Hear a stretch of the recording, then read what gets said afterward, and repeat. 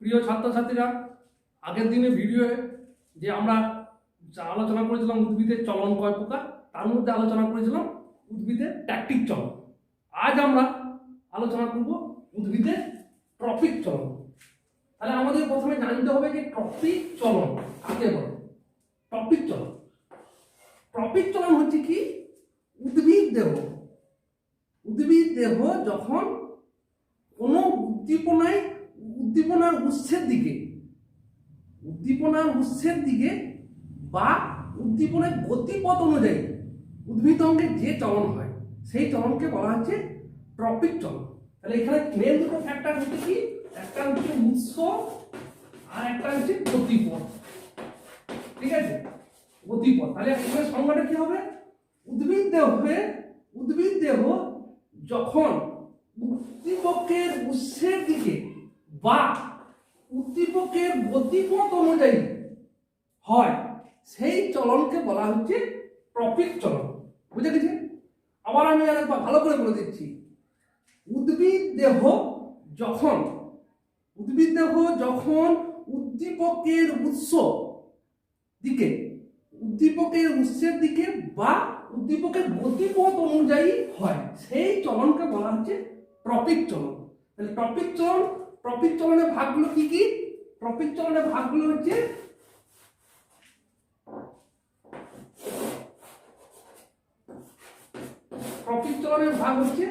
একটা হচ্ছে ফটোট্রপিক,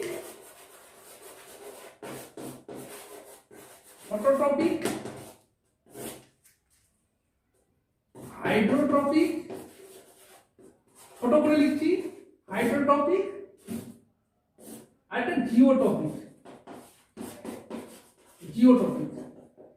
তাহলে ট্রপিক চলনকে প্রধানত তিন ভাগে ভাগ করা যায়। একটা হচ্ছে ফটোট্রপিক, হাইড্রোট্রপিক আর জিওট্রপিক।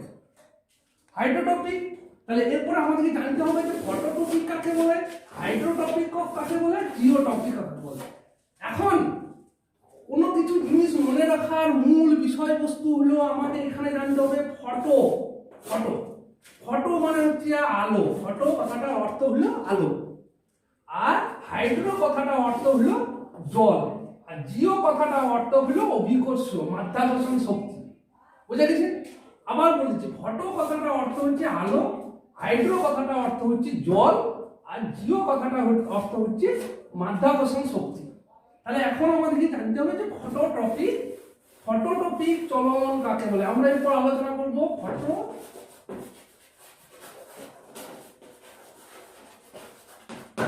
ফটোট্রপিক চলন। তাহলে ফটোট্রপিক উদ্ভিদ দেহ যখন উদ্দীপনায় উৎসের দিকে যেটা হচ্ছে আমাদের ট্রপিক চলনের ক্ষেত্রে, সেখানে কি হবে? এখানে উদ্ভিদ দেহ যখন আলোর উৎসের দিকে উদ্ভিদ দেহের যে চলন হয় সেই চলনকে বলা হচ্ছে ফটোট্রপিক চলন। আবার বলছি, উদ্ভিদ দেহের চলন যখন উদ্দীপনার ক্ষেত্রে আলোর উৎসের গতিপথ অনুযায়ী উদ্ভিদ দেহে যে চলন সম্পন্ন হয় সেই চলনকে বলা হচ্ছে ফটোট্রপিক। উদাহরণ হিসাবে বলা যায় যে উদ্ভিদের কাণ্ড ও শাখা প্রশাখা। উদ্ভিদের কাণ্ড ও শাখা প্রশাখা কি হচ্ছে? উদ্ভিদের কাণ্ড ও শাখা প্রশাখা আলোক রশ্মি যেদিকে থাকে তার সমান্তরাল ভাবে বৃদ্ধি পায়। সেই জন্য এই ট্রপিক চলনকে বলা হচ্ছে অনুকূল আলোকবর্তী চলন বা অনুকূল ফটোট্রপিক চলন। বুঝা গেছে? তাহলে উদ্ভিদের কাণ্ড এবং শাখা প্রশাখা কিভাবে বৃদ্ধি পায়? উদ্ভিদ আলোক রশ্মির সঙ্গে সমান্তরাল ভাবে, এটা ভালো করে মনে রাখবে, এই জায়গাটা নোটে, সমান্তরাল ভাবে বৃদ্ধি পায়। আবার উদ্ভিদের মূল কি হচ্ছে? আলো যেদিকে থাকে তার বিপরীত দিকে বৃদ্ধি পায়। তাহলে সেইটা হচ্ছে প্রতিকূল ফটোট্রপিক চলন বা প্রতিকূল আলোকবর্তী চলন। বুঝা গেছে? আরেকটা ক্ষেত্রে এখানে সবচেয়ে গুরুত্বপূর্ণ বিষয় হলো যে পাতা কিভাবে বৃদ্ধি পায়, পাতা আলোর সঙ্গে কিভাবে বৃদ্ধি পায়। সেটা কোনো বইয়ে লেখা নেই, শুধুমাত্র আমাদের যে সিলেবাস আছে সেই সিলেবাসে যে বইটা পড়ানো হয় সেই বইয়ে কোনো কিছু লেখা নেই। এটা যে টপ লেভেলের বই থেকে পড়ানো হচ্ছে সেই জন্য আমি বলে দিচ্ছি যে পাতাটা হচ্ছে কি আলোক রশ্মির সঙ্গে তীর্যকভাবে বৃদ্ধি পায়, আলোক রশ্মির সঙ্গে তীর্যকভাবে বৃদ্ধি পায় পাতা। আর কাণ্ড এবং শাখা প্রশাখা হচ্ছে কি আলোক রশ্মির সঙ্গে সমান্তরালভাবে বৃদ্ধি পায়, সেই জন্য একে বলা হচ্ছে অনুকূল আলোকবর্তী। আর মূলের যে বৃদ্ধি হয়, উদ্ভিদের মূল যেভাবে বৃদ্ধি হয় সেইটা হচ্ছে আলোর বিপরীত দিকে বৃদ্ধি পায়, সেই জন্য বলা হচ্ছে প্রতিকূল আলোকবর্তী চলন। বুঝা গেছে? এরপরে হচ্ছে পাতা, পাতার বৃদ্ধিটা হচ্ছে কি আলোকের সঙ্গে কিভাবে বৃদ্ধি পায়, তীর্যকভাবে বৃদ্ধি পায়। এটা সবসময় মনে রাখবে, শূন্যস্থান পূরণের ক্ষেত্রে 1 নম্বরে কোশ্চেন আসে যে দেখা যায় যে পাতার ক্ষেত্রে যে চলন দেখা যায়, ফটোট্রপিক চলনটা হয়, সেটা কিভাবে বৃদ্ধি পায়, এটা হচ্ছে তীর্যকভাবে বৃদ্ধি পায়। বুঝা গেছে? তাহলে আজকে দুটো ভাগ দেখাবো, একটা হলো ফটোট্রপিক, এরপরে আমরা দেখাবো হাইড্রোট্রপিক। হাইড্রোট্রপিক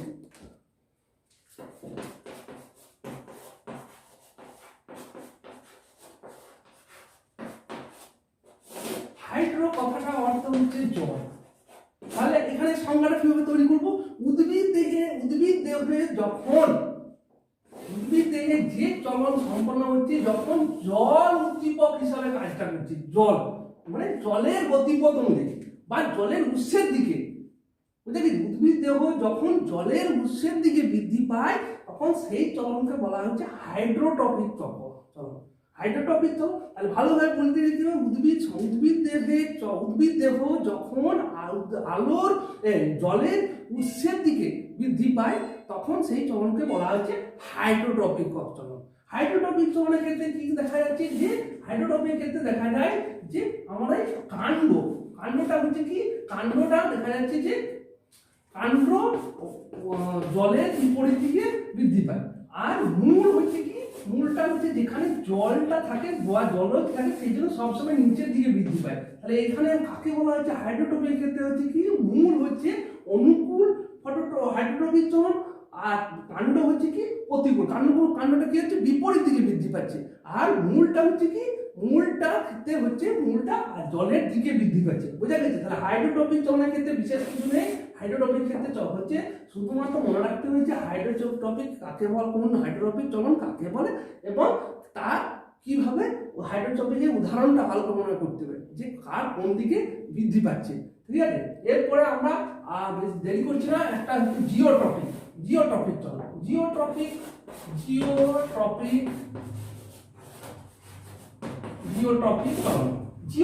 চলন, জিও কথাটা অর্থ হচ্ছে মাধ্যাকর্ষণ শক্তি বা অভিকর্ষণ শক্তি। তাহলে উদ্ভিদ দেহ যখন মাধ্যাকর্ষণ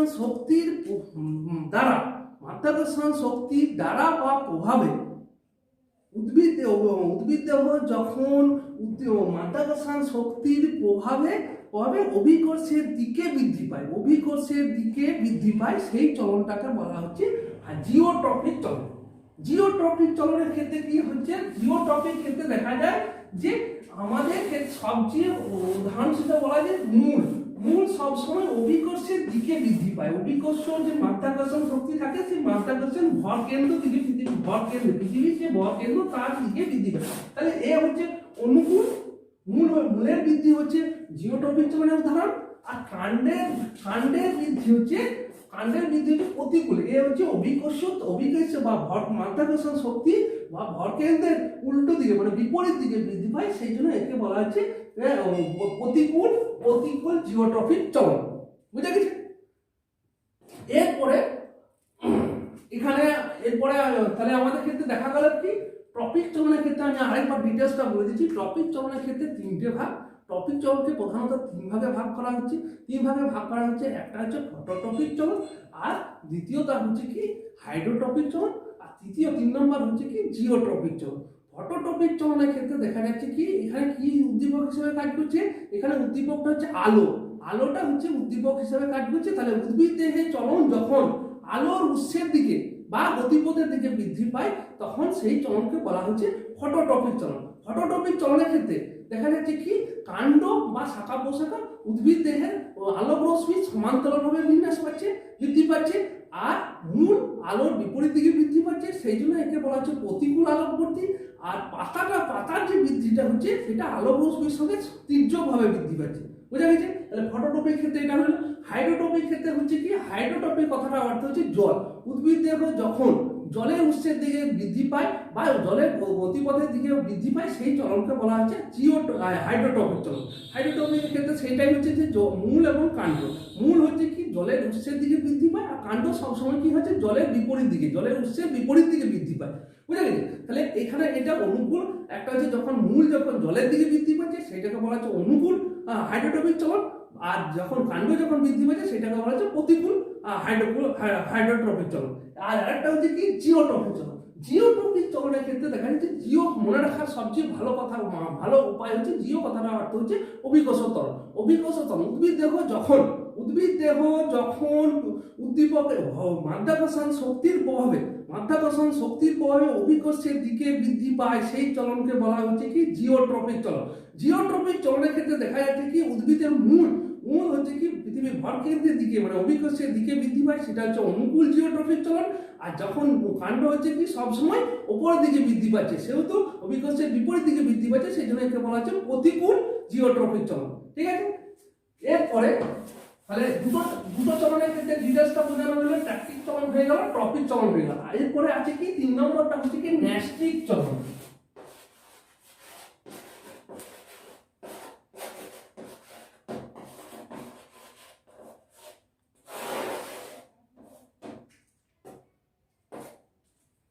তাহলে ন্যাস্টিক চলন এরপরে হচ্ছে কি, তাহলে আমাদের জানা হয়ে গেল ট্র্যাকটিক চলন, টপিক চলন, ন্যাস্টিক চলন। ন্যাস্টিক চলনটা কাকে বলা হচ্ছে? উদ্ভিদ দেহ যখন উদ্দীপকের উৎস বা গতিপথ দ্বারা নিয়ন্ত্রিত না হয়ে শুধুমাত্র তীব্রতা দ্বারা নিয়ন্ত্রিত হয়, এখানে কিন্তু তীব্রতাটা একটা তীব্রতা দ্বারা নিয়ন্ত্রিত হয়, সেই চলনকে বলা হচ্ছে ন্যাস্টিক চলন। উদ্ভিদ দেহের চলন যখন উদ্দীপকের উৎসের দিকে বা গতিপথের দ্বারা নিয়ন্ত্রিত না হয়ে তীব্রতার দ্বারা নিয়ন্ত্রিত হয়, সেই চলনকে বলা হচ্ছে ন্যাস্টিক চলন। ন্যাস্টিক চলন। এরপরে ন্যাস্টিক চলনের ভাগগুলো হচ্ছে কি, একটা হচ্ছে এটাকে ফটোনেস্টিক, থার্মোনেস্টিক, ছোট করে লিখছি, থার্মোনেস্টিক, সিসমোনেস্টিক আর কেমোনেস্টিক। তাহলে ন্যাস্টিক চলনকে কিভাবে ভাগ করা হয়েছে? ন্যাস্টিক চলনকে 4 ভাগে ভাগ করা হয়েছে: ফটোনেস্টিক, থার্মোনেস্টিক, সিসমোনেস্টিক, কেমোনেস্টিক। এরপরে আমরা প্রত্যেকটা ভাগকে বোঝাবো, ফটোনেস্টিক কি, থার্মোনেস্টিক কি, সিসমোনেস্টিক কি, কেমোনেস্টিক কি। তাহলে এখন আমরা ফটোনেস্টিক, তাহলে এখন ফটোনেস্টিক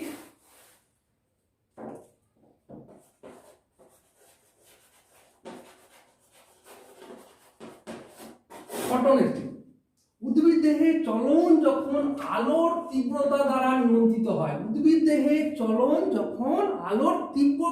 নিয়ন্ত্রিত হয়, সেই চলনকে বলা হচ্ছে ফটোনেস্টিক চলন। উদ্ভিদ দেহে ভালো করে বুঝতে হবে যে উদ্ভিদ, এখানে কিন্তু আমি সবসময় একটা কথা বারবার বলেছি যে তীব্রতাটা এখানে ফ্যাক্টর। আগেরটা যেরকম কি ছিল, এখানে উৎস বা গতিপথ, একটা ট্রপিক চলনের ক্ষেত্রে ছিল উৎস বা গতিপথ, এখানে থেকে তীব্রতাটা হচ্ছে ফ্যাক্টর। তাহলে উদ্ভিদ দেহের চলন যখন আলোর তীব্রতা দ্বারা নিয়ন্ত্রিত হয়, সেই চলনকে বলা হচ্ছে ফটোনেস্টিক চলন। ফটোনেস্টিকের উদাহরণ হিসাবে বলা যায় যে পদ্ম ফুল এবং হচ্ছে সূর্যমুখী ফুল দিনের আলোতে ফোটে এবং রাতে যখন আলোর তীব্রতা যখন কমে যায়, তখন কি হয়, তখন পদ্ম ফুল এবং সূর্যমুখী ফুলটা বন্ধ হয়ে যায়।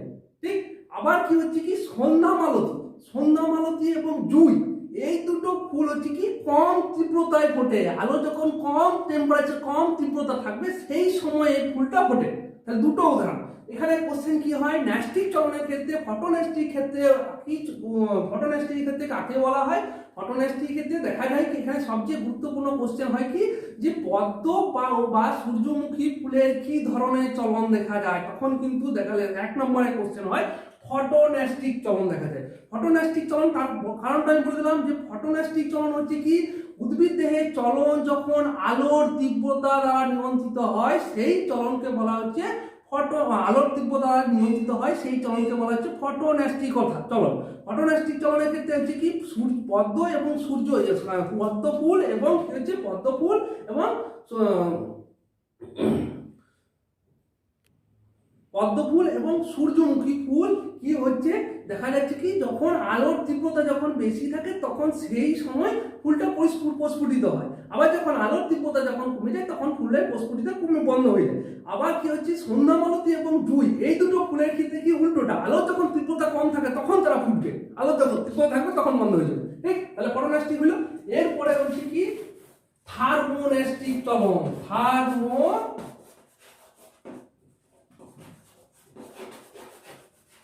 থার্মোন্যাস্টিক চলন।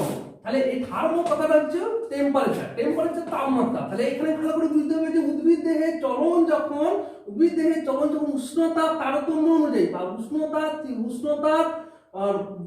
উষ্ণতার দ্বারা নিয়ন্ত্রিত হয়। উদ্ভিদ দেহের চলন যখন উষ্ণতার দ্বারা নিয়ন্ত্রিত হয় সেই চলনকে বলা হচ্ছে কি থার্মোন্যাস্টিক চলন। উদ্ভিদ দেহের চলন যখন উষ্ণতার দ্বারা নিয়ন্ত্রিত হয় সেই চলনকে বলা হচ্ছে থার্মোন্যাস্টিক চলন। থার্মোন্যাস্টিক চলনের ক্ষেত্রে কি দেখা যাচ্ছে, থার্মোন্যাস্টিক চলনের ক্ষেত্রে উদাহরণ হিসেবে দেখা যাচ্ছে কি আমাদের থার্মোন্যাস্টিক উদাহরণ হচ্ছে টিউলিপ ফুল দেখা যাচ্ছে কি যখন উষ্ণতা যখন বেশি থাকে সেই সময় কি হয় টিউলিপ ফুল এইভাবে টিউলিপ ফুলের পাপড়িগুলো তখন ফুলতে শুরু করে, টিউলিপ ফুলের পাপড়িগুলো ফুলে যায়। এখানে একটা উদাহরণ টিউলিপ ফুলে থার্মোন্যাস্টিক চলনের ক্ষেত্রে মনে রাখবে যে টিউলিপ ফুল টিউলিপ, এইটা হচ্ছে উদাহরণটা মনে রাখার উপায়। যে থার্মোন্যাস্টিক তাহলে আরেকবার বলে দিচ্ছি, থার্মোন্যাস্টিক চলন কাকে বলা হচ্ছে, উদ্ভিদ দেহের চলন যখন উষ্ণতা তারতম্য দ্বারা নিয়ন্ত্রিত হয় সেই চলনকে বলা হচ্ছে থার্মোন্যাস্টিক চলন। উদাহরণ হচ্ছে কি টিউলিপ ফুলের পাপড়িগুলো উষ্ণতা যখন তীব্রতা বেশি থাকে সেই সময় পাপড়িগুলো ফুলে যায়, আবার যখন কমে যায় তখন সেটা বন্ধ হয়ে যায়। ঠিক, এরপরে হচ্ছে কি সিসমোন্যাস্টিক চলন। সিসমোন্যাস্টিক চলনের ক্ষেত্রে কি হচ্ছে সিসমোন্যাস্টিক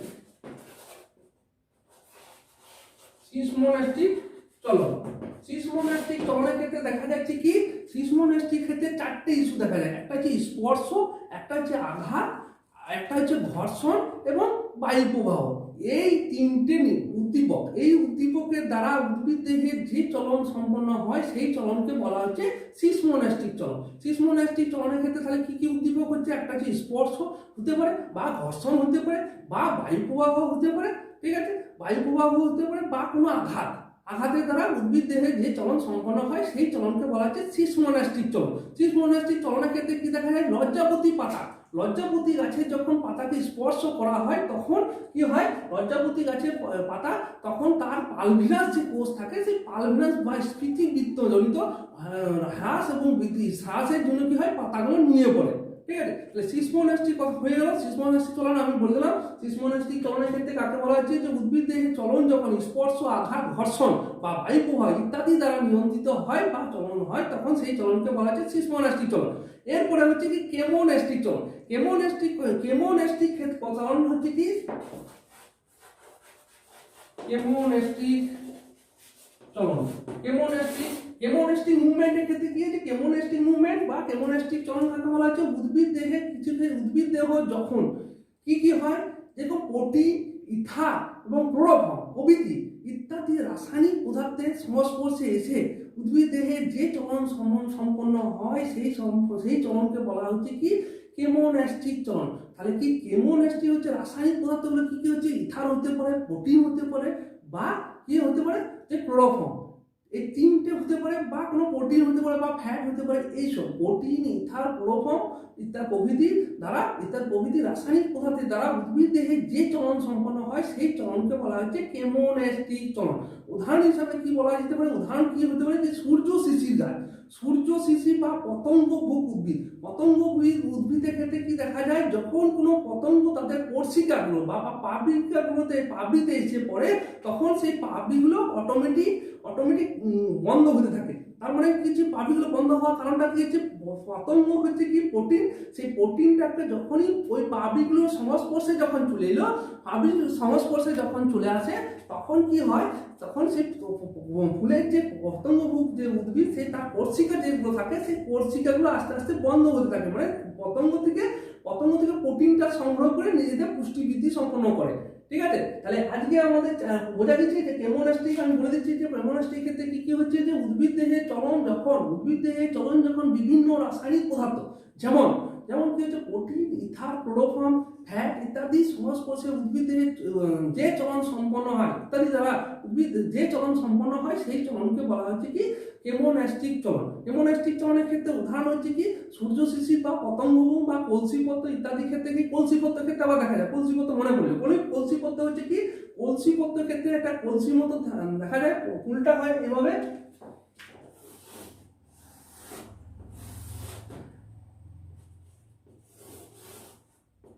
এখানে একটা ঢাকনা থাকে, যখন এখানে কোনো পতঙ্গ এসে পড়ে তখন এখানে পড়লো, তখন এই ঢাকনাটা অটোমেটিক বন্ধ হয়ে যায় এবং পতঙ্গটা নিচে এসে পড়ে। এখান থেকে পতঙ্গের দেহ থেকে প্রোটিনটাকে সংগ্রহ করে নিজেদের পুষ্টি বৃদ্ধি বিভিন্ন শারীরবৃত্তীয় কার্যগুলো সম্পন্ন করে।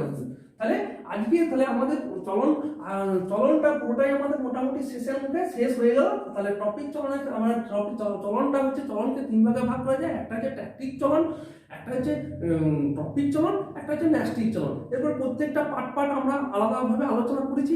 আজকে আমাদের শুধুমাত্র বাকি ছিল কি ন্যাস্টিক চলন এবং টপিক চলন, সেইটা আমরা আলোচনা করলাম।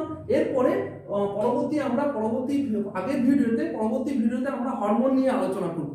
তো এখন এই ভিডিওটা কেমন লাগলো বা কেমন তোমরা বুঝতে পেরেছো বা পাওনি, সেইটা আমাদের নিজেদের কমেন্ট বক্সে তোমরা অবশ্যই শেয়ার করবে, সেন্ড করবে, তাতে আমাদের আমি নিজে উপকৃত হবে যে আমি তোমাদের কেমন বোঝাতে পারছি না। ঠিক আছে, আজকের মতো এখানেই শেষ।